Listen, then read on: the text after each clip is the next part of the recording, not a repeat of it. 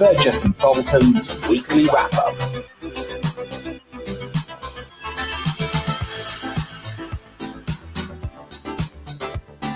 Burgess and Bolton's weekly wrap-up.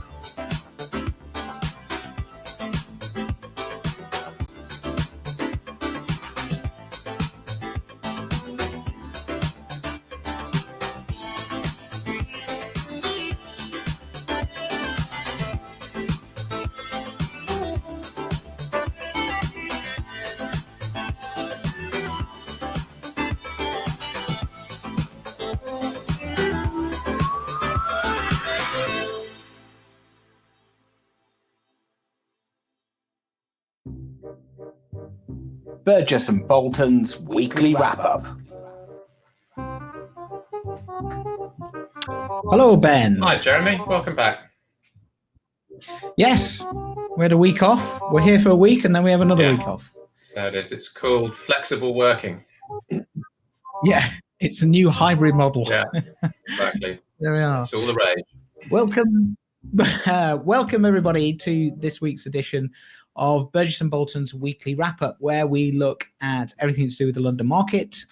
This week we are kind of having a end-of-year review. We're going to look back on some of the themes that we've been covering over the past 18 months or so, really ever since the pandemic hit. We're going to be looking at kind of four themes, kind of back to the office, a focus around client and trust. We're going to talk a little bit about people and culture, and also what makes a good underwriter. And we're going to stimulate our conversation with some clips from previous shows. But that's all to come up. First up, we got the news, as always. So let me start, Ben. I picked up a couple of bits of news this week, which were, he says, finding them. So this first one, so a bit of pressure being put on the Blueprint 2 from the Insurance Insider here. It's quite interesting. I don't think a lot of it is new criticism, certainly not for us, but I think it's quite interesting that this publication, which I would class as part of the establishment, are coming out and openly questioning and criticizing in some parts of this article the Blueprint 2, and the main focus, which is it's a pretty good article actually. The main focus is around this visibility on progress, how and when adoption will be played out. And well, I think we were first to come across this. I went back to the archives, and in October 2020, we ran a show looking at Blueprint 2, which really asks these 6 questions, which are around the same as the article. Yeah.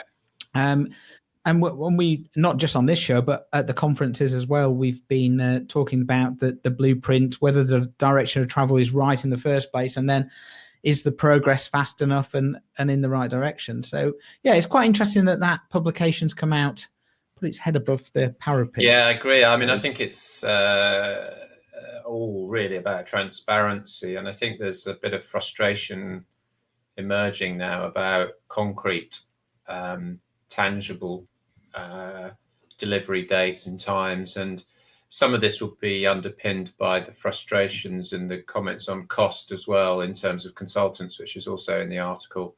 And there's been a lot of talk about that on PPL, of course, you know, the cost of that and failed next gen, or so far failed next gen promises. So I hate to say it, but it feels like we've been here before on some of this stuff. And, you know, we have on this show, but I mean, over the last 20 years. So despite the world changing, Lloyd's carries on in the way it always has. I do think there's hope. I think there's other things happening now that are different. It's not quite so institutional. Maybe this is all part of a shift to a more open market, really, and we have to go through this pain to get there. Yeah. But I just hope we get there soon. It is frustrating. Yeah. It is very frustrating. And that actually brings us on to your news, and this is around white space, kind of, increasing in Well, it's business. interesting. I mean, whatever this 84% means, and I can't quite work out what it means, but it's obviously a big number. Yeah. And everybody plays around with these sorts of numbers, but clearly they're doing well. Whitespace. We've done some research. Whitespace does come out very well as a user-friendly system. It hasn't been adopted across the market yet, but it was, for example, leaked last week that Marsh is now looking at Whitespace and beginning to adopt. So whether this is, and I do think it might be a bit of a pattern, because you obviously look at PPL saying it's going the wrong way, and Whitespace seems to be going the right way. And I don't think, Stephen Catlin, who is, Caveat is on their advisory board, but he is independent, and I don't think he would be coming out with this sort of public stuff if he didn't believe in it. And maybe some of that has come. It's not like he needs the money. Not like he needs the money, no. And also, he's not. I think it's also the case that it may well be coming because he feels that this is now the best bet. Not PPL. And that's, I have to say, looking at the whole landscape at the moment, that's a fair conclusion to make. I think you can, anybody can get on and have a look at Whitespace now. They do a demo, I think, every Thursday, and it's it's an impressive little system. You can get it on your iPad, your phone, and things, and they're ambitious as well. That's the thing I like about how they, their language evolves. They're not just this kind of rather static institutional type of approach that you get a bit from PPL and others, where it's all just the tech and the data. And they're saying we're not a tech company. We want to be, about, the future and how people work and things like that. So that's great. I really like that. And so good luck to it. Good luck to them, to be honest. Yeah. That's good, and we'll pick up some of those themes when we play the clips later on. So one more bit of news that I picked up was around continued consolidation. So I saw this morning that a new bidder joins the race to buy Tysers. So there's now 5 in the frame, I believe it, and it just continues, doesn't it? That you think you're at the top, and then another one comes along. It's quite astounding.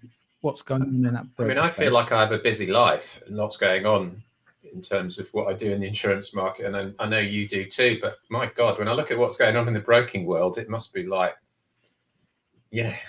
hell and fury. It's just incredible. I mean, they're suing each other, selling huge portions of businesses to one another, failed deals, up for grabs, and then God, and in between all of this, they produce quite a lot of kind of good kind of thought leadership stuff. And I mean, they're very dynamic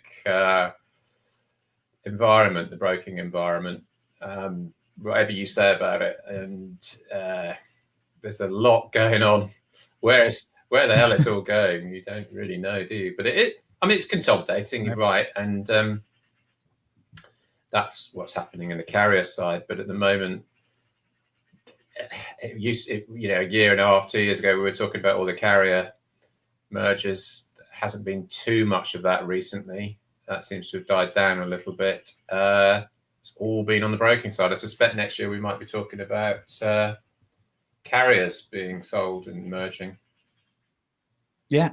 Interesting to see what happens with that as we go forward. So let's get on to sort of the main part of the show, where, as I said, we're going to kind of review some of the themes that we've been covering over the last 18 months since the pandemic started. We're going to kind of cover different topics. They all kind of merge into one another, but we've picked out 4 key kind of clips from the shows in the past.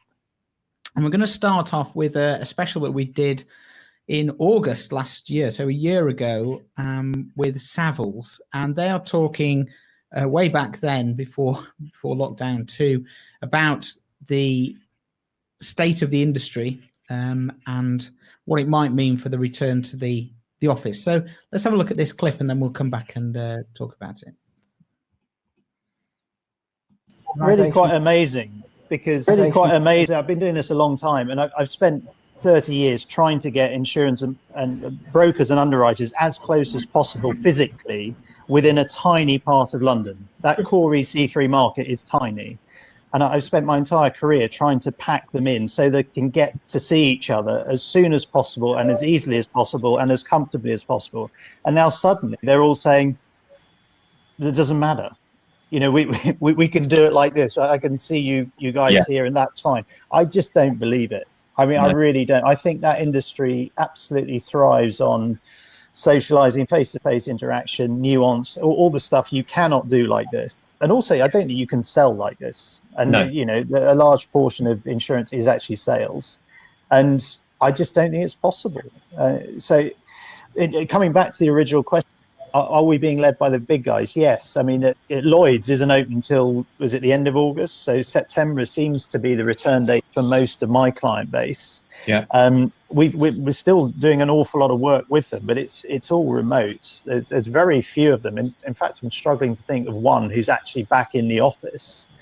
But there is this intention that in September, you know, things are going to have to get going again for the renewal season, which, you know, it's normally frantically busy walking the streets. And is that really going to change? I mean, so I think the technology. But, you know, Lloyd's is really was trying to push that forward with their initiatives last year, as you all know. They were on, you know, making sure that after the 330-year history that they were going to go innovative and digital, and they were going to promote all of this. So I think this is just an accelerator that the insurance world had to catch up with anyway. For me, it's a wonderful opportunity. That's the other, you know, big elephant in the room, what Lloyd's are going to do. Because Lloyd's, you know, it's a market, it's a building. Obviously, the regulatory function is there, but what they have a break coming up in 2026. They have a lease break. They also have one in 2021, and I was involved in some conversations they were having back there where they were going to close the Lime Street building and move somewhere else. I think they were doing that quite lightheartedly, but I think this time around with Blueprint, 2026 looks like, you know, it could be in a very different form, and I think highly likely to be in a different location. So the advice we're providing to our insurance clients is also around that. You know, what happens if Lime Street becomes, I don't know, Billiter Street or somewhere else? It's because that has always been such an important driver. Katrina and I both put people into the Scalpel because it's right by Tower 1, and it's not the best building in the world, but it's a fantastic location, and people, you know, have really gravitated towards it. Similarly with 22 Bishopsgate coming out, there's a great back door from that scheme to the Lloyd's market. But if Lloyd's was 100 yards east or south or somewhere else, that has an impact on, or it traditionally has had an impact on what all these folk think. So there's an awful lot that they're having to grapple with in real estate terms.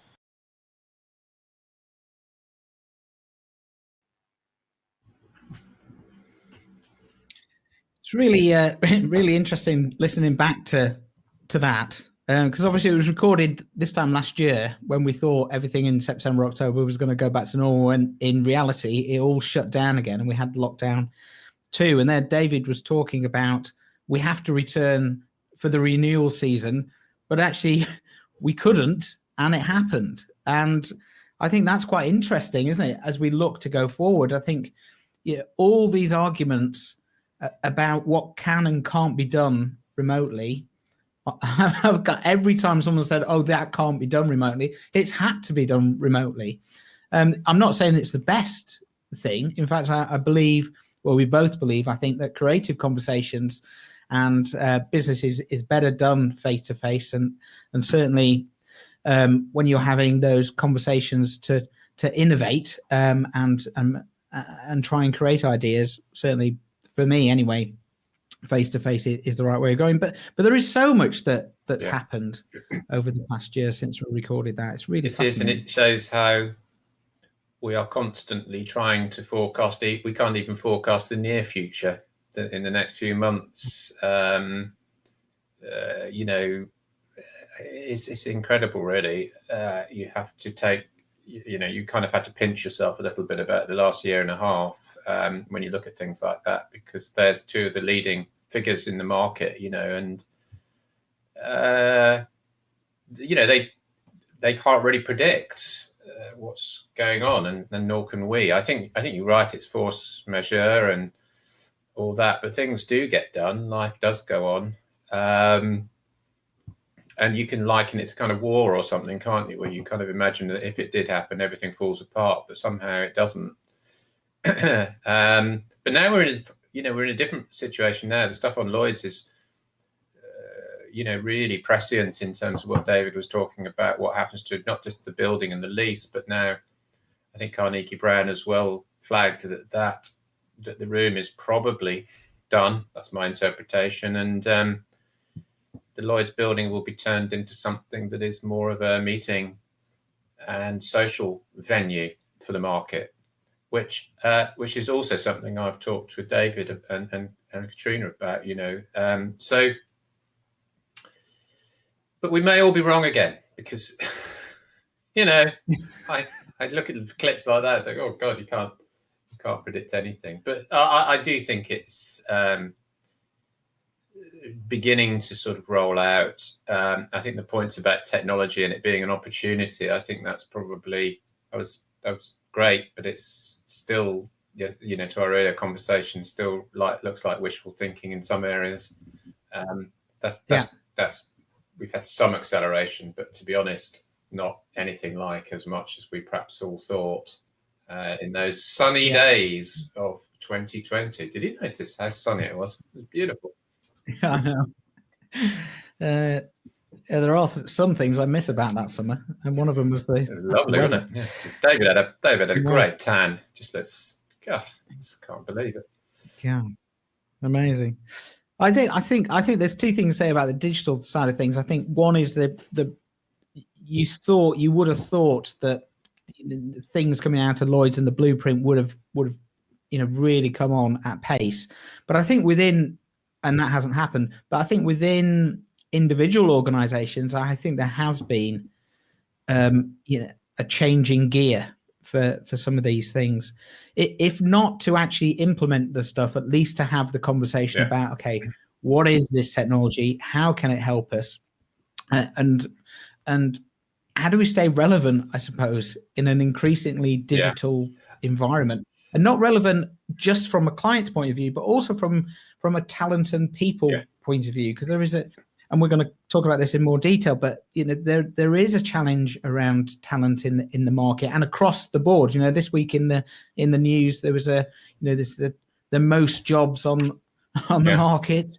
I know a lot of those are truck drivers, but a lot of them are skilled people, especially in technology. So it's going to be really interesting how that plays out. I think we've got pent up demand, and in the conversations I have for all sorts of things, and we were talking the other day about marketing and promoting and selling businesses. I think that the word lockdown is right for a market. It has been locked down, and therefore it's been sort of smothered to some extent. So those comments around really that feeling of you can't go on like this forever, I think are still right. I don't disagree with them. Not that you can't get things done, but those were just sort of assumptions. But now coming out of the pandemic, it is, I think from September onwards, now we're going to have a very fast, more dynamic environment, just because people will meet again, and those conversations will become real, not just be the things like the Zoom calls and things. Yeah, I agree with you, and we can talk about a little bit more about that in a moment. So let's play the next clip. So this is from Sean Fisher, CEO of the CII.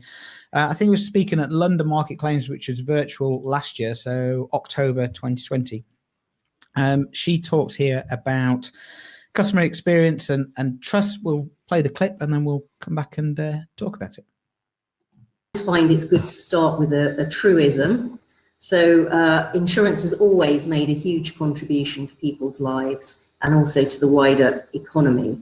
And this is something we must always be confident about, and we are justifiably proud of.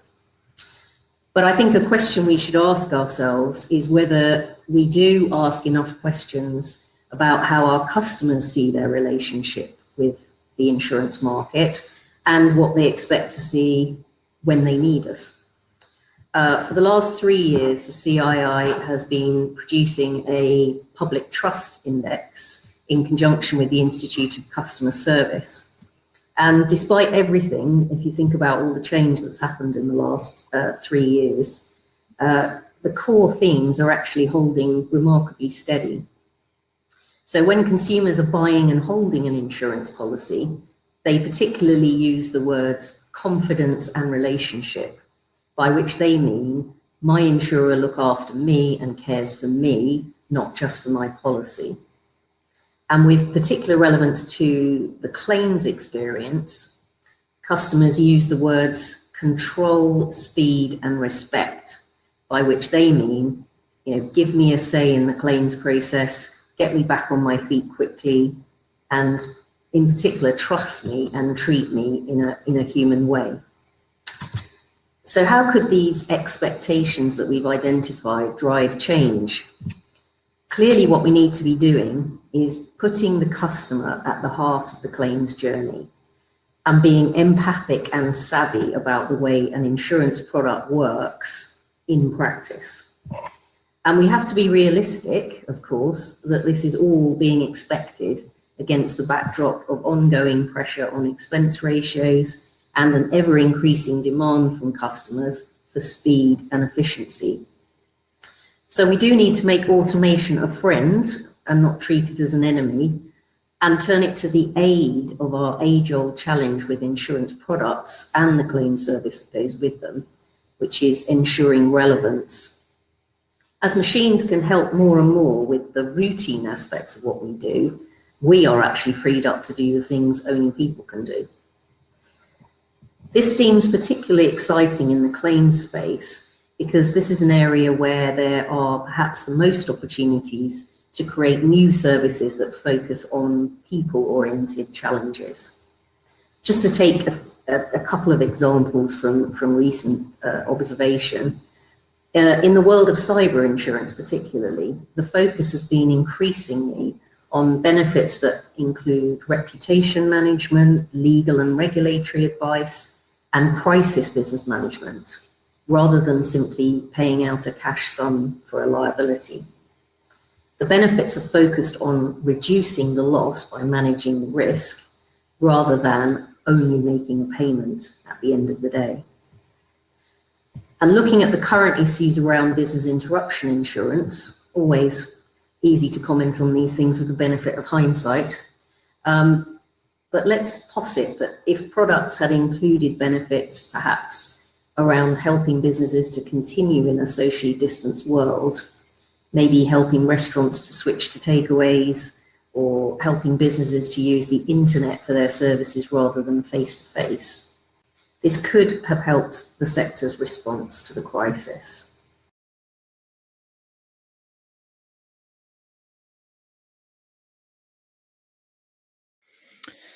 So yeah, another good clip there. Again, and what I really like about that clip is she really gets to kind of the purpose and relevance of what insurance is. The real, asking the question, why the hell do we need insurance? And we've talked about this in the past in many conversations. Quite often that purpose and relevance conversation is just skipped over, and it goes into the how and the what. And I think it's just really important to think about all these decisions through a customer lens, because that will more times than not give you a better result or a better decision than if you're just wading in going, right, how can we cut expense ratios, or how can we sell into something without really understanding what the customer's wants and needs are. It's really good. I liked that keynote. I thought it was one of the best ones I've heard, and you couldn't put a fact paper between what she thinks and what I think on the subject of claims.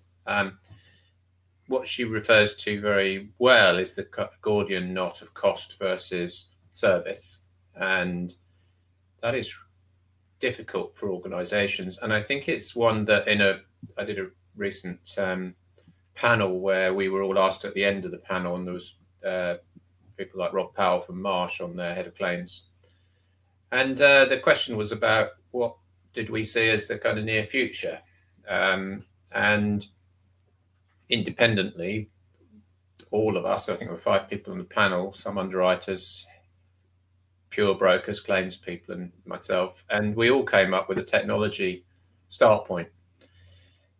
But not because of technology in and of itself or as an end in itself, but because it was what Sian was talking about, which is it's going to enable those ideas and that creativity. Because I think until you release the claims functions from the inefficiency, really, you're not going to be able to inspire those ideas and develop that talent to do those sort of things. It does happen in patches, and she mentioned cyber and things like that, but it's the second idea of insurance actually being savvy enough to be able, not just savvy, but be able to actually have services that could preempt risk for business is a very big idea, but it's going to take a different industry from the one we've got at the moment to do that, because I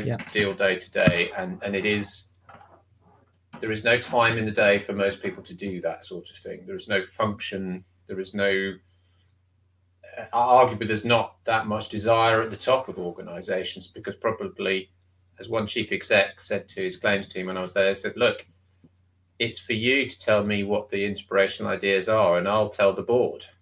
But I can't make it up myself. So I think claims has got to also get its message out there, and it'll take some time. But we're going to be talking about it in October. Yeah, we are indeed, and that will be face to face. So I'm looking forward to that. And actually brings us nicely onto the next clip. It's quite a short clip, this, but from Tim Buchanan at Hiscox, just kind of picking up on some of the themes that Sian laid out there, but through kind of a people and culture perspective. So let's just play this one, and then we'll take it from there. I've just been looking at those answers in detail, Jim, while you've been talking. I kind of disagree. They all make sense. They all make sense. I'm not saying that they're wrong. They all make perfect sense. I.e., the bottom 3 in terms of, yes, absolutely, we should be doing all those 3 things. But I think the one that's coming at all of us, perhaps more so, is the top one around bringing in new talent. So just based on what we've been talking about, we're all working much more remotely.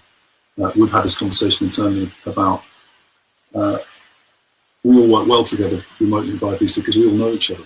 We've got that history of having sat, next to each other in a room for 1, 2, 3, 4 years. What happens to people who turn up for the first time and don't know anybody, and their only interactions via screen? So that something that, how do you onboard that talent or integrate that talent with people into the organisation, that they feel part of it? I think is a real challenge. And related to that, I think as well, just again, this is my focus group of 1, talking to people. A lot of people's view in terms of how they want to work has changed. I don't want to commute 4 hours a day, or I don't want to do this, or in the future I want to work in an environment where I can do X, Y, and Z. So I think expectations amongst employees will change, which I think will, when we come out of this, there'll probably be a fair amount of movement in terms of people changing jobs, moving industries, doing different things. So therefore, how do you, if you start to lose people off the back of that, how do you then bring new people in? And when you do bring them in, how do you deal with this new, as you said, this new situation where a lot of our social interaction is via the fairly cold medium of the screen? And I think that's going to be a long-term challenge. Yeah, nice quick clip there, but Tim, just put it in context, he was referring to a poll that was being shown, and the people element, I think, had dropped down to 3rd or 4th in there, and I think he was just bringing it back up again, saying there are going to be big challenges around that, and the 2 there that he mentioned, onboarding new people, new talent, and then this prediction that we're going to see, if our prediction is right, that in September, October, then we're going to get back to some kind of normality going into the office and things like that, then there's going to be this movement of talent around the industry or between industries. So it's a really interesting clip. Yeah, I think he's right. There are going to be some changes. I think everybody's struggling with it at the moment, but they're accommodating they're already accommodating some of those changes, but there will definitely be a push to come back to the office, and for sure at that sort of fundamental level. I think he also talks about that really important loss, and I think there has been a loss because it's been a long time now of the talent who haven't been able to have that intuitive build of relationships and that sort of subconscious empathy that you get when you're around people and understanding how things work. So there's going to be a hell of a lot of people who are not going to understand how their organizations tick. And I think that's going to be a lot of work for people and organizations to get that right. And because you can't just do it overnight, it's not a sort of quick fix. I think it's, if a young, person has sat on calls for a year, as indeed my son has, I think he's very good for, just taking my son as an example, he's very good at what he does. He's done a placement for a year, but he just hasn't had enough exposure to the organization to have learned that side of it, and he knows that. Yeah. So I think there's a couple of things to say about that. I think firstly, I totally agree with you that organizations are going to have to put some effort into, that cultural piece, that organization, what are we about? How do we do things? I do think there is an opportunity for them to perhaps reflect on what they were like, and and perhaps going forward they can actually become better, because I think there's, coming back to this talent and movement, and this perhaps new war for talent that we're going to see over the next year or two. I think organizations are going to have to be strong in the culture and the way that they work and the things that they do if they're going to attract those people. So I do think there's an opportunity. And the final thing I'll say, from what I've been hearing and just my experience of, as we put the events back out there, I think there's a renewed value being put on meeting people face to face. I've running, so for example, I'm running 3 breakfasts in September. I sent out a small bunch of invitations, and most people said yes, they would like to meet up. And those that couldn't meet up replied saying, thanks so much for the invitation. I can't wait to get back and meet other people. So I think there is a renewed kind of value on exchanging ideas, not just with people in your organization, but people outside of your organization, because that, like I said, that's how I think creative conversations take place, is when it's not on an agenda item on a Zoom call. It's those casual conversations that you have. No, I think so. And it's that idea of how you make sense of the world is really by meeting people, not interacting with technology.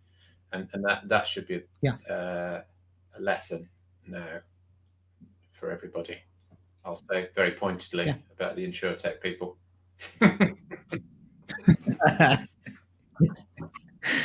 Okay, so final clip. This is Andrew McKee. This is actually taken from one of your podcasts, Ben, and it's a good podcast, actually. Enjoyed listening to it. This clip, Andrew's talking about what makes a successful underwriter. So let's see what he's got to say about this, and then we'll come back. So going back and looking forward, what did you always see as the real attributes of successful underwriters? What really did you always feel, kind of behaviorally or characteristically made them good? Yeah, it's a really interesting question, because there is no doubt there is a set and a blend of characteristics that differentiate successful underwriters who will always be in the top quartile, whether the market is soft or hard, and do it over a lengthy period of time. And it's really interesting to drill down into what those characteristics might be.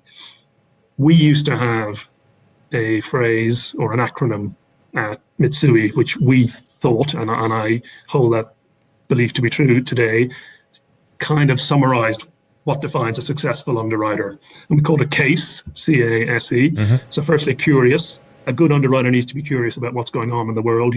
I'd like to see, if you walk past an underwriter's desk, that they're reading the FT, they're reading the Economist, they're thinking about the broader world and the macro economic developments that will eventually impact their world, irrespective of whether they're cargo underwriters or property underwriters or D&O underwriters. So curious, analytical. You have to be able to see the big picture, and you have to be able to live comfortably in the detail, particularly as more and more underwriting is becoming portfolioized. You need to be able to have the analytical skills to really drill down and interrogate that level of data. So curious, analytical, strategic. There's a time to grow. There's a time not to grow. Yeah. Frankly, many underwriters at the bottom of a soft market would be outperformed by a vacancy, meaning doing nothing is the right thing to do. And you need to be strategic enough to know that, or to know what parts of your portfolio you can grow and what parts you should just hold. I think portfolio management is really, really important, and the fact that Decile 10 was seen as almost a revolutionary development at Lloyd's kind of was disappointing, because it should be the first thing you do, and it should be subliminally built into what you do when you're managing a portfolio. So curious, analytical, strategic in the way you manage your portfolio, and entrepreneurial. All right. And this comes down to the interaction with your brokers. You can have all the technical ability in the world, but unless you have commercial acumen and the ability to do a deal, it's not going to take you very far. And I think all of the successful underwriters embody those 4 attributes. And they also have a growth imperative. They recognize the need that, irrespective of the market conditions, you need to have forward momentum. Yeah. And you might have to cull parts of your portfolio, but you need to be smart enough and good enough to replace that with business that you're comfortable with at any given time. Yeah. So I would say curious, analytical, strategic, entrepreneurial, forward-looking, and recognizing that you need to grow and you need to progress your portfolio. And I'd probably add to that today, you need to have a mindset that embraces technology.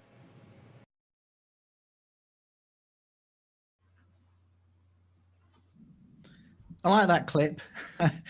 Firstly, because it shows you're well up to speed with your technology there. I love it. I love a view meter. Beautiful. Yeah, I've got to love that. But he starts off with 4, quickly goes to 5, and then 6 by the end of it. But that's good. But it's those points that he makes. They remind me of when we spoke to John Muir, and I think also who was it from Aero Aviation? Bruce mate. Bruce as well. Yeah, they also had the same things, both from a claims and an underwriting side. You know, you could put those points against those traits against any, I think, successful person in insurance, whether they're a claims person or underwriting person, and they will probably perform well. I like that. Yeah, it's very good. It's very clear, and as you say, I think those principles have been around for a long time, and certainly supported by the research as well. So, shame is, I think, that a lot of organisations don't measure some of those softer factors. You know, they tend to be retrospective measures of underwriting.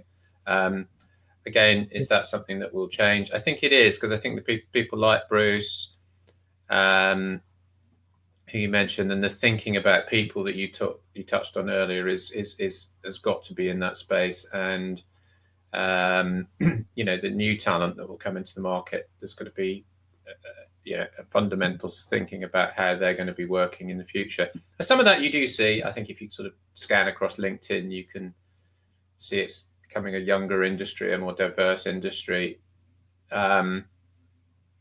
You've lost some of the old kind of mythology of the underwriter, which is problematic. In the end, and I think the point he makes about entrepreneurial, which is he calls also commercial acumen or doing the deal, I think that is collaboration, you know, as well. I mean, we were talking at that time as the market was hardening, and it is hard now, and there's still a lot of frustration. You know, it's a shame that the market, in a way, becomes almost worse at service when the market hardens, because the underwriters sit back and take the rate, and the relationships fall apart a little bit, and that's something that we all, I think good businesses have to look at that and equalise it, you know, because it's about the customer, as Sean Fisher said at the end of the day. Yeah. I think also on that hardening race, it kind of puts a sticky plaster over some fundamental problems, because all of a sudden you're making money, but the fundamental issues that were trying to be grappled with before have kind of just been covered up slightly. There's a veneer that it's all working okay, but actually it's not. So interesting stuff, and I'm sure we'll be picking up on these themes as well as we go into the autumn. So what are you doing this weekend, Ben? Oh, you're off I'm on off on holiday. Nowhere abroad, just Dorset, but I think the weather's going to be all right. So it'd be nice. A little rest before we come back to the fray. Yes, indeed. So we're not here next week, but we'll be back in full voice. You've struggled through today, Ben, but I think rough today. God, deserve a medal. I hope you're better. Yeah. I hope you're better for your week off. So I don't believe I'm doing anything of importance. I think I'll do something with the kids. So we might take them out. Although every time I plan to do something, the weather just changes. It's very changeable. We were talking about predicting the future, predicting the weather. It's almost impossible. I've got this thing now, which myself and my wife talk about, which is you look at a weather forecast, it looks great about 3 days ahead. But just about the day before you get to that point, then the weather changes back to sort of rain and cloud. And it's like a constant disappointment for some reason. Yeah. Oh, well, fingers crossed for next week. Yeah. Good. Right. Thanks, everybody. Not here next week, but we'll see you in a couple of weeks' Have a great time. weekend, everyone. Bye.